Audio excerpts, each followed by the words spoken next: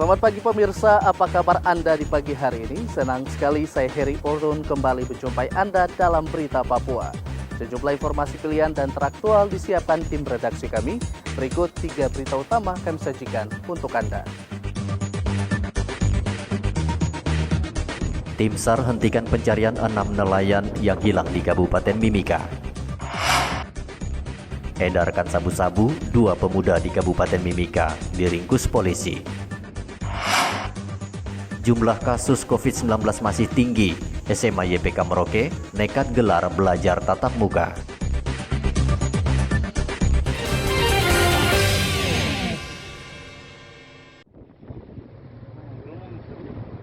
Selama sepekan, tim SAR terus melakukan pencarian terhadap 6 orang nelayan kapal ikan KM Utistar yang tenggelam dihantam gelombang tinggi. Namun upaya tersebut tidak membuahkan hasil. Kapal KM Utistar dilaporkan tenggelam 16 Februari lalu. Dari 7 nelayan, hanya 1 orang yang ditemukan selamat, sementara 6 orang lainnya belum diketahui nasibnya. Tim SAR melakukan pencarian di sekitar lokasi tenggelamnya kapal, bahkan hingga bermalam di Pulau Yapero di Kabupaten Mimika. Tim SAR juga sudah menyisir sejumlah rute yang dilalui kapal nelayan, namun hasilnya tetap nihil, sehingga operasi pencarian resmi ditutup sesuai dengan SOP yang berlaku. Kami setelah melaksanakan maksimum, sampai tim SAR gabungan melaksanakan bivak di daerah Pulau Yapero dan memang tidak ada tanda-tanda yang kita temukan. Oleh karena itu, kami sudah mengusulkan untuk penutupan operasi SAR. Namun jika kiranya ada tanda-tanda lagi yang ditemukan oleh mungkin kapal-kapal, operasi SAR akan kami buka lagi. Jadi kami juga dari Basarnas atau dari Kantor Pencarian Pertolongan Timika turut prihatin atas kejadian ini. Semoga ke depan tidak ada lagi kejadian-kejadian serupa dan masyarakat semakin antisipasi dengan selalu mengupdate data BMKG atau cuaca-cuaca ekstrim yang berada di sebelah selatan Timika. Kami sudah maksimum melaksanakan pencarian bersama tim SAR gabungan, unsur SAR gabungan, dan memang hingga saat ini masih nihil. Kendati demikian, Kakansar Mimika tetap akan melakukan evakuasi jika mendapat informasi atau tanda-tanda keberadaan dari ke-6 nelayan tersebut. Kakansar Mimika meminta nelayan untuk sementara tidak mencari ikan karena gelombang di perairan Mimika sangat berbahaya. Dari Mimika, Papua, Igobat Memolin melaporkan.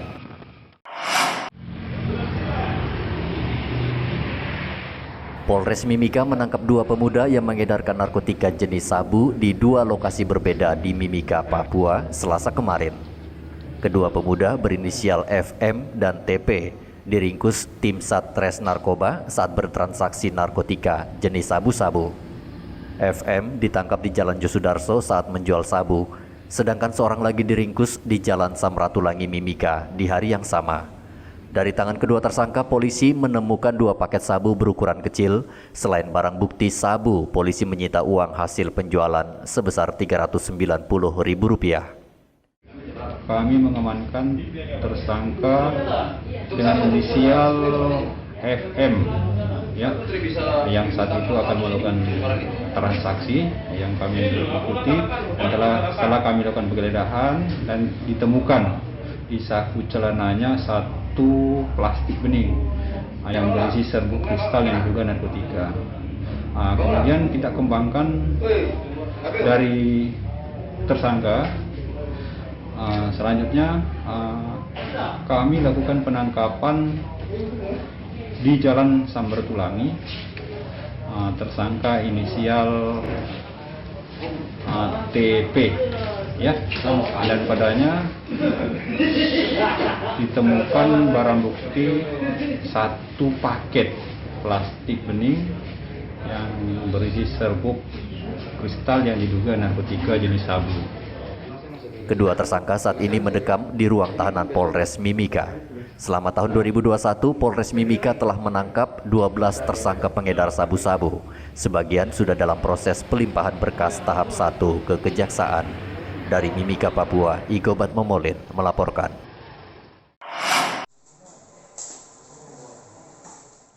Tertangkapnya 2 oknum anggota polisi Polda Maluku karena diduga terlibat jaringan penjualan senjata api ke kelompok separatis Papua minggu lalu, sedikit banyak mengungkap pasokan senjata api ke kelompok ini.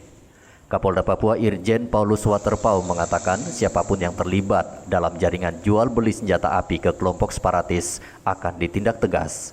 Pihaknya tidak akan tebang pilih untuk mengungkap kasus ini. Tertangkapnya 2 oknum polisi di Ambon, Maluku berdasarkan hasil pemeriksaan seorang warga sipil yang membawa senjata api dan amunisi di Kabupaten Bintuni, Papua Barat. Maksudnya juga hasil bongkaran dari satgas kita. Sudah, itu jangan terus. Termasuk yang nanti akan berencana ke kelompok Nabire. Itu sudah. Sekarang katanya nanti ada pihak yang akan ke Solo, baru penyelenggaraan ke Ambon, soal kelihatannya. Semua sudah terikuti. Kami tidak akan mengungkap di sini. Dan itu memang jelas. Saya tidak tahu dari sama Solo ya, bahwa hal-hal seperti ini dalam era teknologi ini kita sudah melakukan upaya sedemikian rupa. 11 Februari lalu, Polres Teluk Bintuni berhasil menangkap seorang warga sipil berinisial WT. Polisi mengamankan 600 butir amunisi, 2 pucuk senjata api laras panjang. Senjata api itu akan diselundupkan ke Kabupaten Nabire melalui Bintuni dan Manokwari. Berbisnis senjata api dengan kelompok separatis sangat menggiurkan. Kelompok separatis berani membayar 1 butir amunisi seharga Rp500.000 dan sepucuk senjata api seharga Rp200 juta. Hendra melaporkan dari Kota Jayapura, Papua.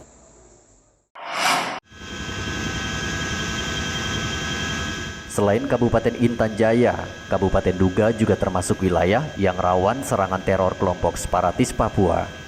Aksi teror bahkan membuat warga setempat ketakutan, sehingga pembangunan di wilayah ini terhambat.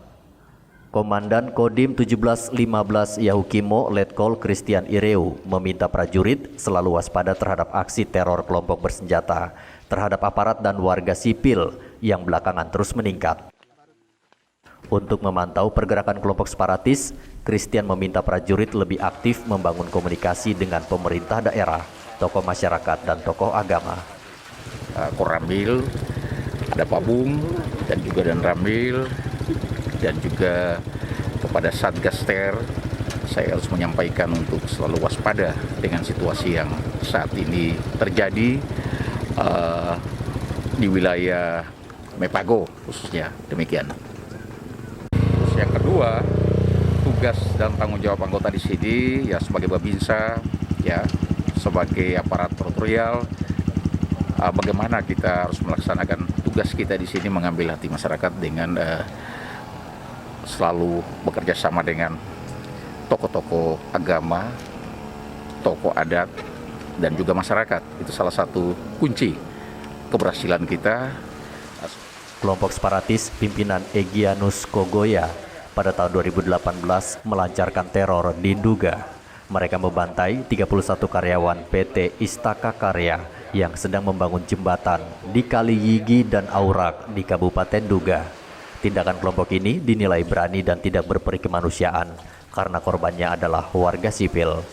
Hendra melaporkan dari Kabupaten Nduga, Papua.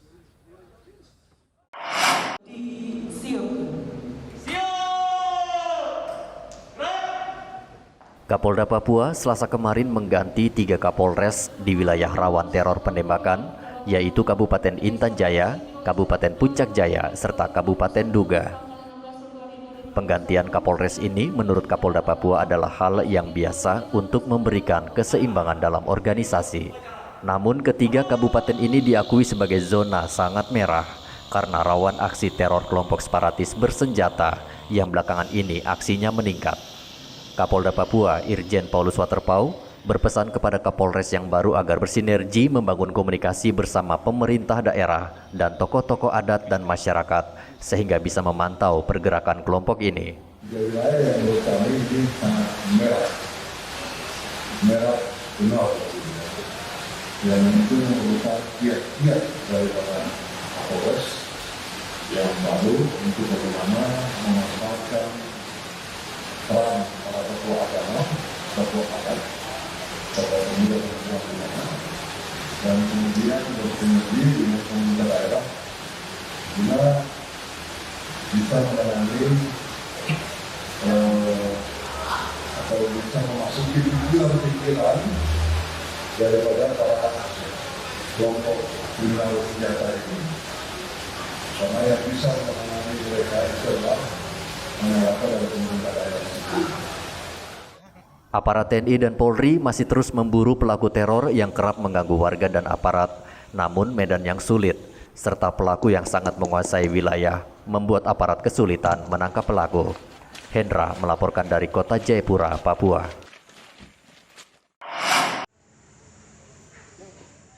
Di saat sekolah lain masih menerapkan belajar secara daring, SMA YPK Merauke sejak Senin lalu sudah menerapkan belajar dengan tatap muka. SMA YPK terpaksa mengizinkan sebagian siswanya datang ke sekolah karena selama ini tidak bisa maksimal belajar secara daring. Dari seluruh siswa di dalam kelas, hanya 7 siswa yang bisa mengakses internet, sisanya kesulitan. Praktis, belajar dengan cara daring tidak efektif, apalagi saat ini mereka tengah mempersiapkan diri mengikuti ujian sekolah. Tim Satgas COVID-19 sudah mengizinkan pihak sekolah untuk menggelar belajar dengan cara tatap muka. Merauke ketika melakukan pembelajaran daring dan luring, kita mengalami kesulitan bahwa anak-anak kami ini kan 90% dari kampung, sehingga pertama banyak yang tidak punya HP Android. Yang kedua, yang punya pun dia mengalami kesulitan dengan biaya pulsa data. Biasanya belajar daring itu paling 7 atau 6 orang di dalam satu ruang itu yang bisa. Kemudian kita mau luring, anak-anak ini berpindah-pindah. Guru sudah cari tempat tinggal, kadang sulit lain, sehingga kita ambil keputusan kita mulai offline tatap muka dengan memperketat protokol kesehatan. Mulai dari mereka masuk cuci tangan, ukur suhu, wajib pakai masker di dalam kelas, duduk jaraknya 1 meter, guru harus di depan terus, tidak boleh terjadi kekosongan. Khusus untuk kelas 12 karena kelas persiapan ujian. Menurut saya tatap muka yang lebih bagus adalah bisa memahami lebih cepat. Lebih cepat ya. Ya. Kalau daring kenapa? Daring karena Repot juga ya. repot juga karena Repot juga. tidak bisa mengerti cepat. Lagi mau ujian ya. Iya. Apa yang kau sudah persiapkan untuk menghadapi ujian ini? Yang saya persiapkan adalah sudah belajar semaksimal saya untuk menghadapi Ujian ujian ini. ini. Dari sekolah ada berikan apa buku-buku itu untuk panduan ada?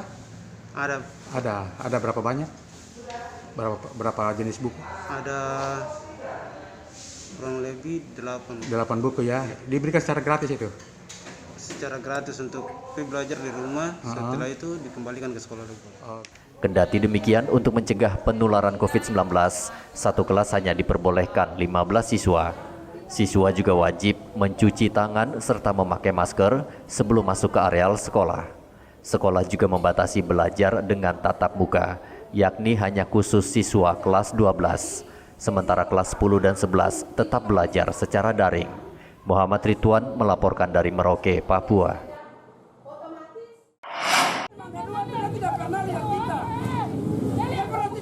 Pekan lalu, sekelompok warga mendatangi Rumah Sakit Umum Merauke. Mereka ingin memakamkan sendiri anggota keluarga mereka yang meninggal akibat COVID-19. Tindakan warga mengambil secara paksa jenazah pasien positif COVID-19 pekan lalu itu mendapat tanggapan Satgas COVID-19 Merauke. Satgas mengatakan tindakan warga tersebut sangat berbahaya dan bisa dipidana karena mengambil jenazah yang positif tertular corona atau bergejala bisa menimbulkan klaster baru. Satgas meminta masyarakat mematuhi prokes dan pemulasaraan jenazah yang dilakukan pihak rumah sakit. Kita di institusi kesehatan, teman-teman di rumah sakit, tidak mungkin mendiagnosa seseorang COVID tanpa dasar. Ya. Begitupun dengan pasien yang meninggal. Ya. Sebelumnya sudah terkonfirmasi positif dan ada hasil pemeriksaan laboratoriumnya. Sehingga memang harus dimakamkan dengan protokol COVID. Jadi masyarakat saya harapkan bisa memahami ya, sehingga jangan sampai pasien atau jenazah yang meninggal karena COVID tidak diperlakukan dengan protokol COVID sehingga menimbulkan klaster baru di situ, terutama untuk keluarga. Dok, Kan ada ini yang kita khawatirkan. Iya. Iya, kalau keluarganya sehat-sehat semua dengan ini, tapi kalau misalnya keluarga di situ ada yang lansia, ada yang punya komorbid yang sangat rentan dan bisa berisiko jatuh dalam kondisi yang jelek, kan saya. Dok, ada sanksi pidana enggak bagi mereka yang mencoba untuk melakukan pengambilan paksa jenazah COVID ini? Saya kira di undang-undang tentang Ada, ya? wabah, undang-undang tentang karantina, ya segala peraturan terkait dengan wabah dan kekarantinaan itu ada. Tenaga kesehatan dilindungi undang-undang ketika akan memakamkan jenazah pasien COVID karena untuk mencegah penularan atau klaster baru. Masyarakat tidak perlu khawatir karena jenazah diperlakukan sesuai dengan tradisi dan kepercayaan yang dianut. Muhammad Ridwan melaporkan dari Merauke, Papua.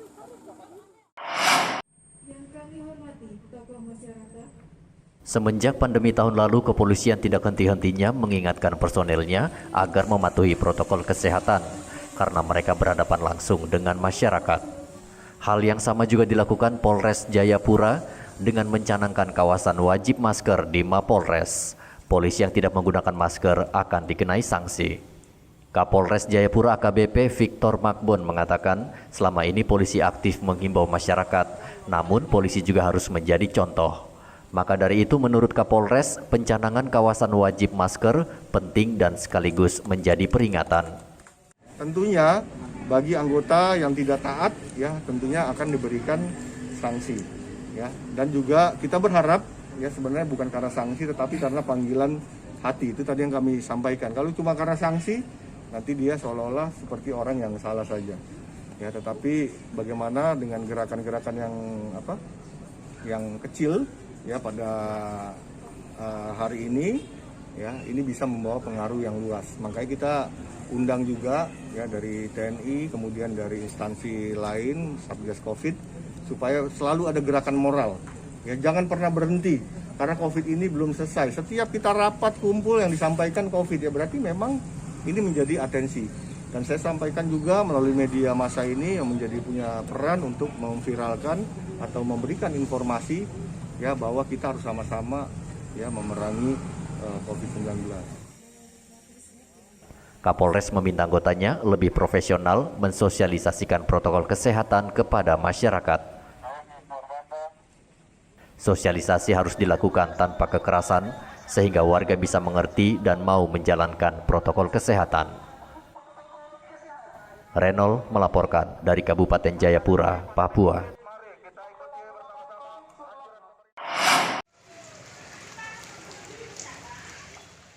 Hingga saat ini sampah masih menumpuk di areal Pasar Wamanggu, Merauke. Petugas kebersihan belum juga mengangkut sampah ini karena mereka masih mogok kerja.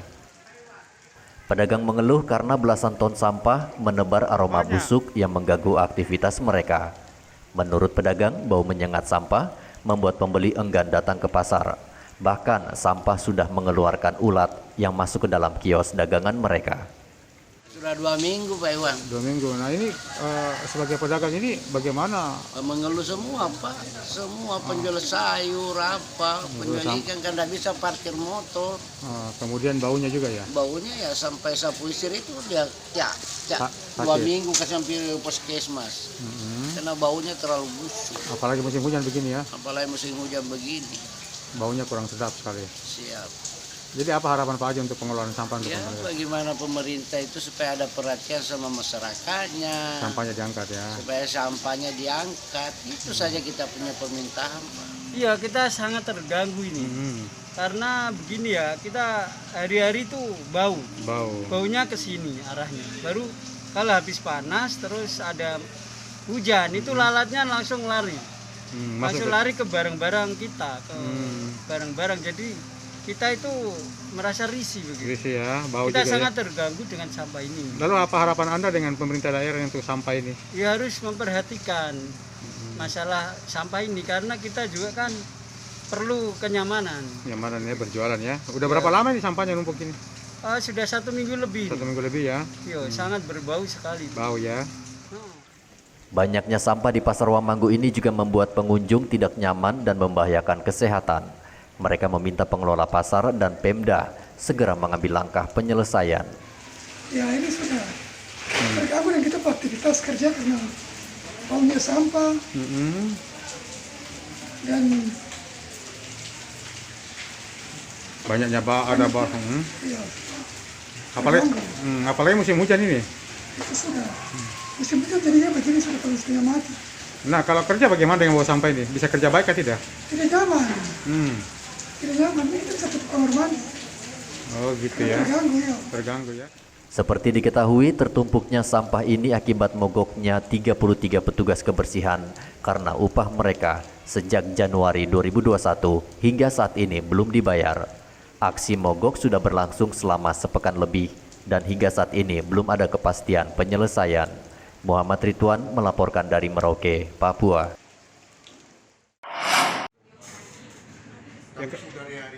Pemerintah rencananya akan memvaksin 33.000 pelayan publik dan lansia di Papua pada Maret mendatang. Khusus untuk Kabupaten Merauke, saat ini sedang dilakukan pendataan untuk mengetahui jumlah pelayanan publik dan lansia. Juru bicara Satgas COVID-19 Merauke, Dr. Neville Muskita mengatakan pihaknya terus memperbaharui data dari seluruh satuan kerja pelayan publik di Merauke. Dia berharap di akhir bulan Februari data kelompok ini sudah bisa dikirim ke Dinkes Provinsi untuk mendapat kuota vaksin. Itu kuota untuk Provinsi Papua sekitar 33.000 lebih. Nah nanti yang lebih diutamakan lebih diutamakan nanti siapa dok untuk publik pelayanan untuk publik ini? Untuk pelayanan publik itu kan ASN, termasuk honor, kemudian TNI Polri, tokoh agama, kemudian pedagang-pedagang pasar, kemudian termasuk bapak ibu wartawan. Jadi semua masuk. Ya, BUMN, BUMD. Ya. Tapi untuk kuotanya untuk Merauke belum ada ya dok ya? Belum, nanti dari 33.000 itu nanti kita dapat lagi kayak yang untuk nakes. Nanti dari provinsi data Merauke berapa. Tetapi itu kan data pusat, data yang sifatnya top down. Gitu. Kita harus cross check atau sinkronkan dengan data yang dari bottom up. Sehingga saat ini kami sudah menyurat ke semua institusi terkait tadi, TNI Polri, kemudian ke seluruh institusi vertikal maupun otonom, ya OPD untuk segera mendata dan mengirimkan datanya ke kita. Sebanyak 1.050 tenaga kesehatan di Merauke sudah selesai divaksinasi. Kini giliran kelompok lansia dan pelayan publik. Vaksinasi kelompok ini baru saja dilakukan di Pulau Jawa dan Bali. Vaksinasi terhadap kelompok rentan ini sangat penting untuk mencegah kematian dan mengurangi laju penularan COVID-19 di Merauke yang sudah menembus angka 674 kasus. Saat ini pasien yang dirawat berjumlah 195 orang dan 37 orang dilaporkan meninggal dunia. Muhammad Ridwan melaporkan dari Merauke, Papua. Pemirsa, informasi tadi mengakhiri jumpa kita dalam Berita Papua. Saya Heri Orun mewakili seluruh kerabat kerja yang bertugas mengucapkan terima kasih atas kebersamaan Anda. Selamat pagi, selamat beraktivitas, dan wanyambi.